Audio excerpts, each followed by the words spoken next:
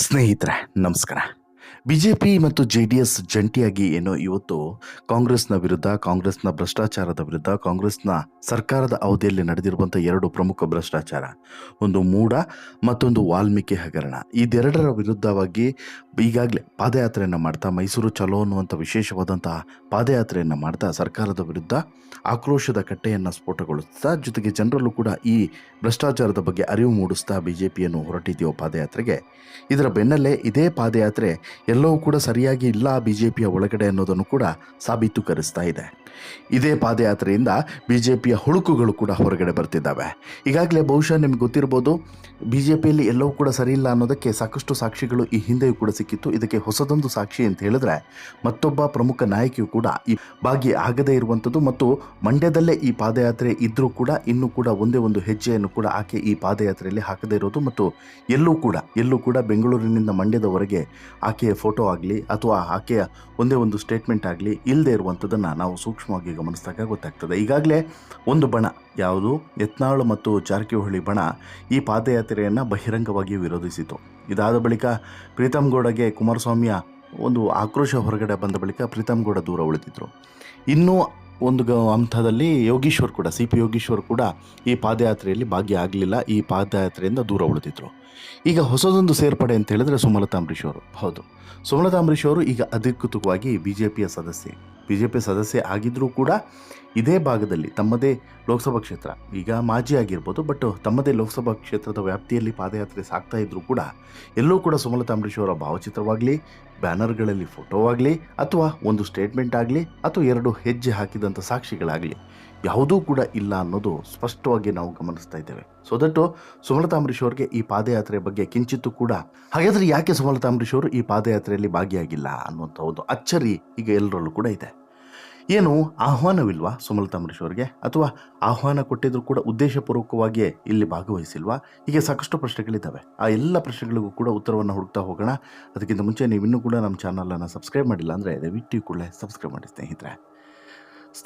BJP ಮತ್ತು JDS ಜಂಟಿಯಾಗಿ ನಡೆಸ್ತಿರುವಂಥ ಮೈಸೂರು ಚಲೋ, ಮೈಸೂರು ಪಾದಯಾತ್ರೆ ಈಗಾಗಲೇ ಸಕ್ಕರೆನಾಡು ಮಂಡ್ಯಕ್ಕೆ ಪ್ರವೇಶವನ್ನು ಪಡೆದಿದೆ. ಬುಧವಾರ ಮಂಡ್ಯಕ್ಕೆ ಪ್ರವೇಶವನ್ನು ಪಡೆದಿದೆ.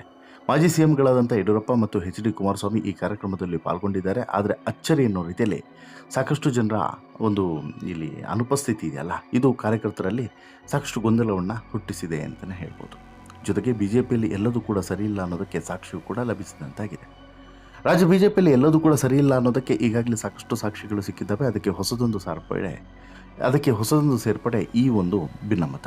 ಹೌದು, ಈಗಾಗಲೇ ಬಹುಶಃ ನಿಮಗೆ ಗೊತ್ತಿರ್ಬೋದು, ಬಿಜೆಪಿಯಲ್ಲಿ ಯಾವುದೇ ಕಾರಣಕ್ಕೂ ಕೂಡ ಈ ಪಾದಯಾತ್ರೆಯನ್ನು ಮಾಡಬಾರ್ದು, ಇದು ಅವಶ್ಯಕತೆ ಇರಲಿಲ್ಲ ಅಂತೇಳ್ಬಿಟ್ಟು ಬಹಿರಂಗವಾಗಿ ಯತ್ನಾಳ್ ಮತ್ತು ಜಾರಕಿಹೊಳಿ ಹೇಳಿದರೆ, ಅದಾದ ಬಳಿಕ ಪ್ರೀತಮ್ ಗೌಡ ದೂರ ಉಳಿದಿದ್ರು ಬೇರೆ ಬೇರೆ ಕಾರಣಕ್ಕೆ, ಅದಾದ ನಂತರ ಸಿ ಪಿ ಯೋಗೀಶ್ವರ್ ದೂರ ಉಳಿದಿದ್ದಾರೆ, ಅವರು ಬೇರೆ ಕಾರಣಕ್ಕೆ.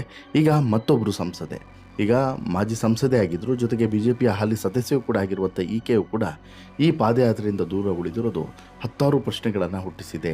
ಯಾಕೆ ಈ ಅಮ್ಮ ಈ ಪಾದಯಾತ್ರೆಯಲ್ಲಿ ಭಾಗಿಯಾಗಿಲ್ಲ ಅನ್ನುವಂಥ ಪ್ರಶ್ನೆ ಮೂಡುವಂತೆ ಮಾಡಿದೆ. ಸಹಜವಾಗಿ ಕಾಂಗ್ರೆಸ್ನ ಭ್ರಷ್ಟಾಚಾರದ ವಿರುದ್ಧವಾಗಿ ನಡೀತಿರುವಂಥ ಹೋರಾಟ ಆದರೂ ಕೂಡ ಕಳೆದ ಶನಿವಾರ ಕೆಂಗೇರಿಯ ದೇವಾಲಯದಲ್ಲಿ ಪೂಜೆಯೊಂದಿಗೆ ಆರಂಭವಾದಂಥ ಈ ಪಾದಯಾತ್ರೆ ಬಿಜೆಪಿ ಮತ್ತು ಜೆ ಡಿ ಎಸ್ನ ಒಂದು ಬಲ ಪ್ರದರ್ಶನಕ್ಕೂ ಕೂಡ ವೇದಿಕೆ ಆಗಿದೆ ಅಂತಲೇ ಹೇಳ್ಬೋದು. ಇದುವರೆಗೆ ಮಾಜಿ ಸಂಸದೆ ಅಂದರೆ ಸುಮಲತಾ ಅಂಬರೀಶ್ ಅವರು ಈ ಬಗ್ಗೆ ಯಾವುದೇ ರೀತಿಯಾದಂಥ ಪ್ರತಿಕ್ರಿಯೆಯನ್ನು ಕೊಟ್ಟಿಲ್ಲ ಮತ್ತು ಎಲ್ಲೂ ಕೂಡ ಅವರು ಈ ಪಾದಯಾತ್ರೆ ಬಗ್ಗೆ ಕಮೆಂಟನ್ನು ಮಾಡಿಲ್ಲ. ಭಾಗವಹಿಸ್ತೀನಿ ಅಂತಲೂ ಕೂಡ ಹೇಳಿಲ್ಲ, ಭಾಗವಹಿಸೋದಿಲ್ಲ ಅಂತಲೂ ಕೂಡ ಹೇಳಿಲ್ಲ.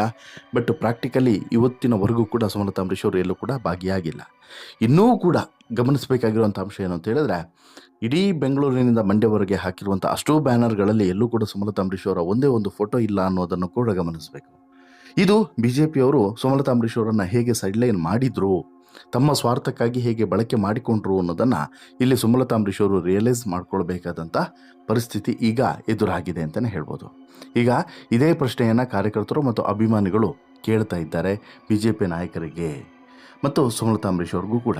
ಪಾದಯಾತ್ರೆ ಆರಂಭವಾಗಿ 5 ದಿನಗಳಾದರೂ ಕೂಡ ಬಿಜೆಪಿಯ ನಾಯಕಿ ಸುಮಲತಾ ಅಂಬರೀಶ್ ಅವರು ಇದುವರೆಗೆ ಯಾತ್ರೆಯಲ್ಲಿ ಕಾಣಿಸಿಕೊಂಡಿಲ್ಲ.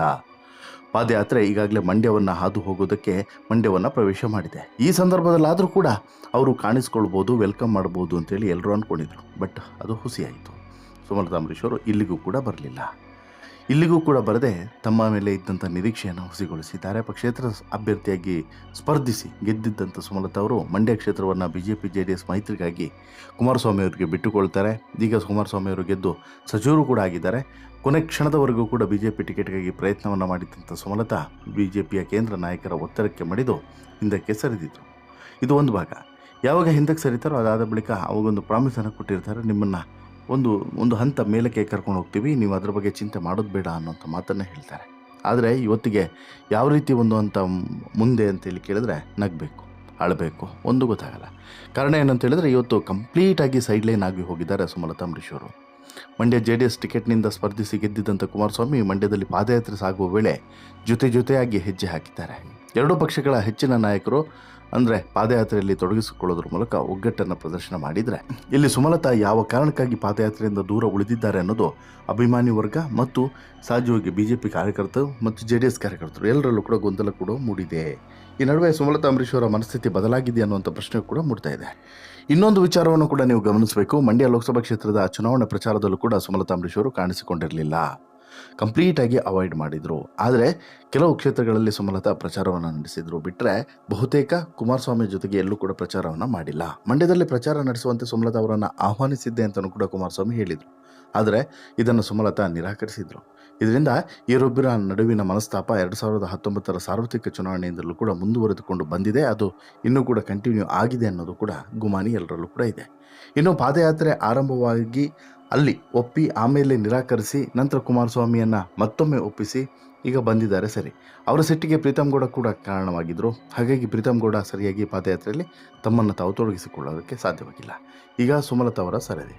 ಇವರು ಕೂಡ ಪಾದಯಾತ್ರೆಯಲ್ಲಿ ಸಕ್ರಿಯವಾಗಿ ಪಾಲ್ಗೊಳ್ಳದೇ ಇರುವುದಕ್ಕೆ ಕೇಂದ್ರ ಸಚಿವರು ಕಾರಣ. ಆದರೆ ಇಲ್ಲಿ ಮನಸ್ತಾಪದಿಂದನೋ ಅಥವಾ ಪಾದಯಾತ್ರೆಯಲ್ಲಿ ಭಾಗಿ ಆಗದೇ ಇರೋದಕ್ಕೆ ಈ ಕೇಂದ್ರದ ಸಚಿವರು ಆಗಿರುವಂಥ ಕುಮಾರಸ್ವಾಮಿಯವರು ಕಾರಣನ ಅಥವಾ ಬೇರೆ ಏನಾದರೂ ಕಾರಣನ ಅನ್ನೋದ್ರ ಬಗ್ಗೆನೂ ಕೂಡ ಚರ್ಚೆಗಳು ನಡೀತಿದ್ದಾವೆ, ಗುಸುಗುಸು ಕೇಳಿ ಬರ್ತಿದ್ದಾವೆ.